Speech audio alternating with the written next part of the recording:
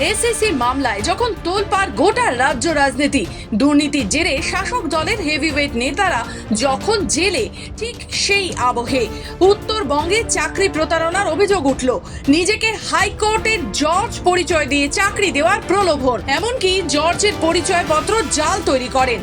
চাকরি দেওয়ার প্রলোভন দিয়ে টাকার প্রতারণার অভিযোগ গঙ্গারামপুর মহকুমা আদালতের এক আইনজীবীর বিরুদ্ধে। জেলার কুশকারীর বাসিন্দা অভিযুক্ত আইনজীবী চন্দন কুমার মহন্তকে 7 বছর সশ্রম কারাদণ্ডের নির্দেশ দিল বালুরঘাট জেলা আদালতের অতিরিক্ত নগর ও দায়রা আদালতের বিচারক সন্তোষ পাঠক।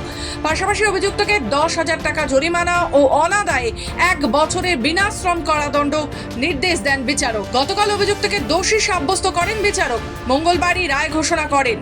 মহন্তর দ্বারা তৈরি করা একটি আই কার্ডও জমা দেন, যার থেকে দেখা যায় যে চন্দন মহন্ত হাইকোর্টের জাস্টিস হিসাবে নিজের একটা ফেক আই কার্ড তৈরি করে বিভিন্ন লোককে চাকরি দেওয়ার নাম করে টাকা পয়সা নিয়ে একটি র্যাকেট চালাচ্ছিলেন। এই অভিযোগের ভিত্তিতে হরিরামপুর থানায় এই মামলাটি রুজু হয় এবং এই মামলার বিচার চলছিল learned ADJ first court Santosh Pathak সাহেবের ঘরে।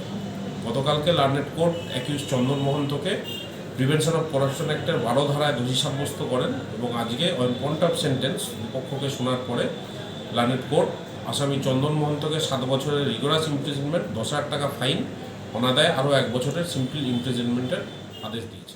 উত্তরবঙ্গ থেকে নিজস্ব প্রতিনিধি রিপোর্ট, খবর বাংলা।